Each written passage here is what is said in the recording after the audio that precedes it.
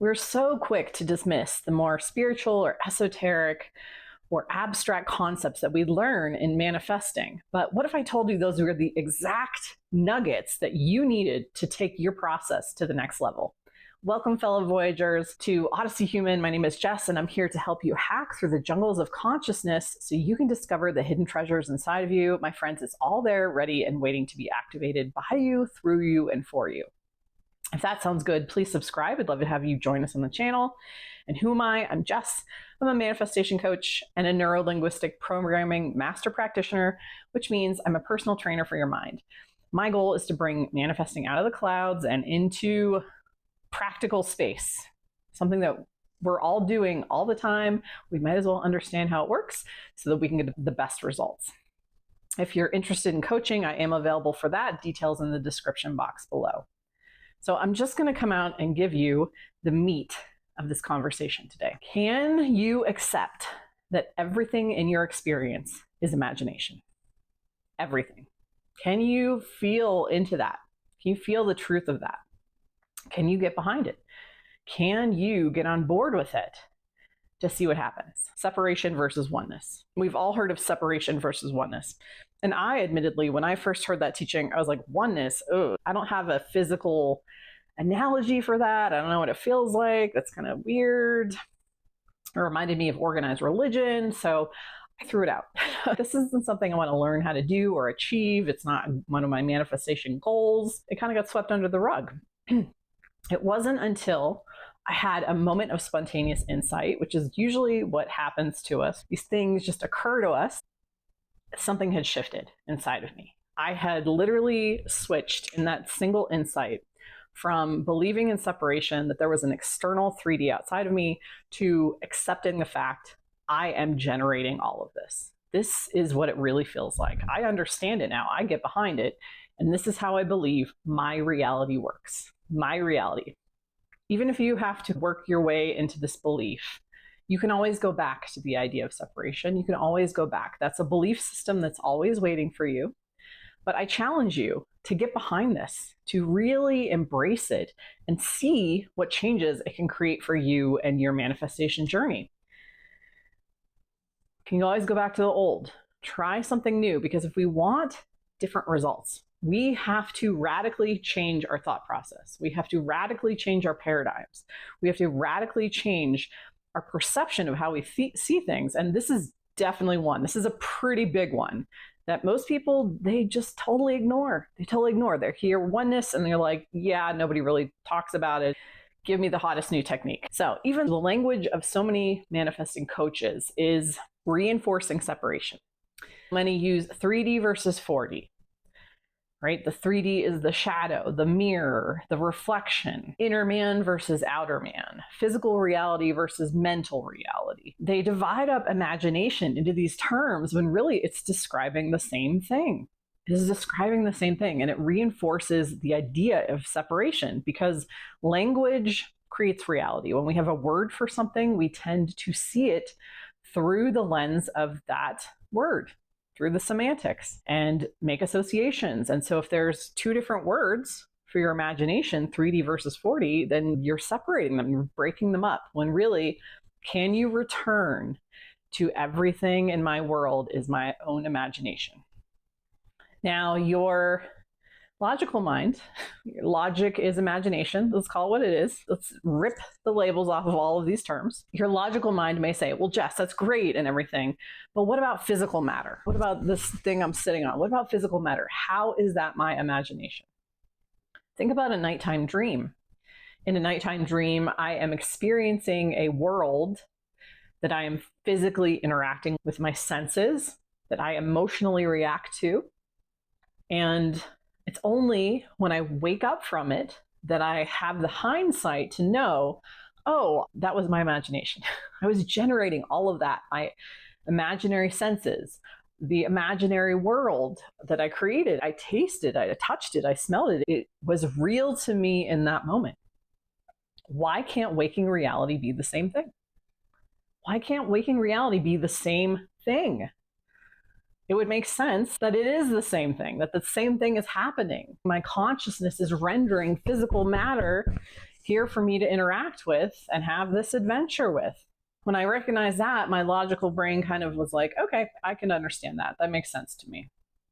But really, everything else that we apply on top of, that we use to interpret our reality, is just that. It is imagination. Interpretation itself is imagination. We're making meaning where there is or is not. We're telling a story. We're putting words together and telling a story. That is imagination. We're turning our attention towards particular things, putting all of our focus on it. That is imagination. We're imagining it so many times, we're not even physically looking at the thing. We're creating it in our mind's eye and interacting with it as a simulation of what is going to happen, as an expectation. That is imagination. What this belief does for me as a human, when I had the insight and I made the switch instantly, it returned all of my agency to me, where in every moment, no matter what I'm feeling or experiencing, I get to ask myself these two questions. What am I imagining to be true in this very moment? What am I imagining to be true? And what do I want to imagine instead? What do I want to imagine instead? And what happens is that we then look at 3D. Instead of having to ignore it or being told that it doesn't matter, we look at it as a type of feedback that we use to imagine better, to maintain our peace of mind in a more reliable way. Because if everything that I am experiencing is my imagination, then I can change it on the spot. I can change it on the spot. I don't have to go into these processes with the pressure for them to somehow materialize in some external 3D reality, or being told 3D reality isn't real, don't believe in it. That's, I found hard to integrate into living as a normal human being into my thought processes. I found it hard. Whereas I could get behind understanding everything as my imagination. And remember, you can too. Even if this doesn't quite hit for you, it's your world. It's your creation. This is how you create. You get to decide as the creator, as the generator, this is how I'm going to frame it. I'm going to integrate all of this into one whole idea, the oneness concept. And these are the words I'm going to use to describe it. And this is what I'm going to stand behind. So you can do the same thing in your own way.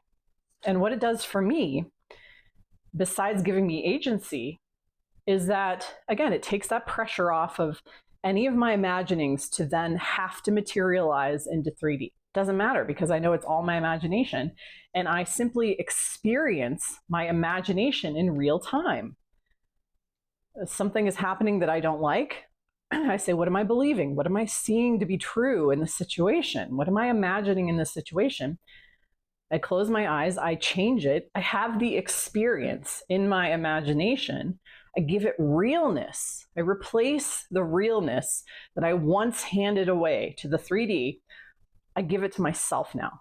I assign realness. And if you haven't seen my realness video, watch that one. I assign realness to my imagining, and then I immediately experience fulfillment because it is finished in that moment. The experience of it is finished. It's terminal. And so then the fulfillment naturally comes from that, because I'm not then waiting. I'm not waiting for it to materialize. I'm not waiting for something outside of me to happen to feel the fulfillment. Fulfillment is much more attainable. And I have been able, since having that insight, to maintain a steady state of fulfillment. You can do this too. You can do this too. Everything will fall into place when you can get behind some concept of oneness. It's so important that we give ourselves the fulfillment that we are craving. Because if you're still asking, where's my stuff? Where's my stuff? I can tell immediately as a coach, you still believe in separation. And the second that you abandon that idea, remember, this is just an idea in your imagination. In itself, separation and oneness are ideas in your imagination that you can change. Your self-concept is an idea in your imagination that you can change. And in situations where it feels like there is automated imagination, now let's talk about this very quick before we wrap up. Some aspects of my experience feel as if they're happening to me.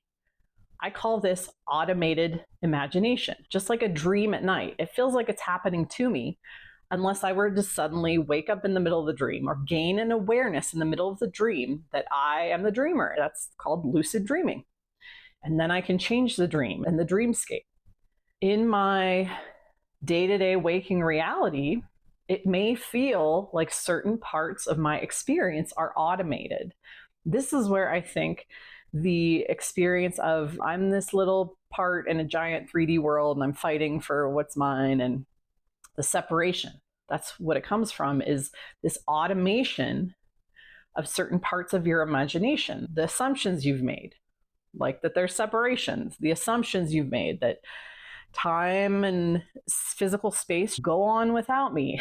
They go on independently of me. That's another assumption. And so it translates into a feeling in our bodies, in our perception of I am separate from this. If we want to change that, we do the same thing as from a nighttime dream to our waking reality. We gain lucidity in the moment.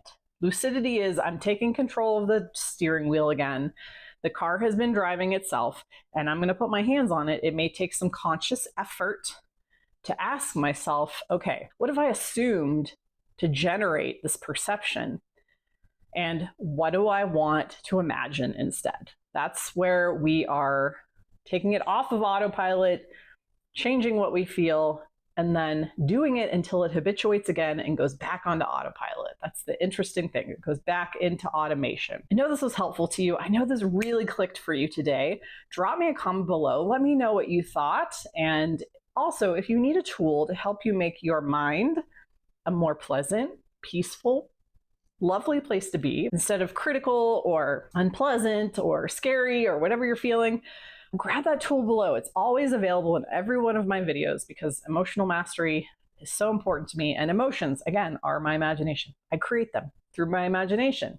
I imagine them into being. Grab that below and I'll see everyone in the next video. Thanks for watching.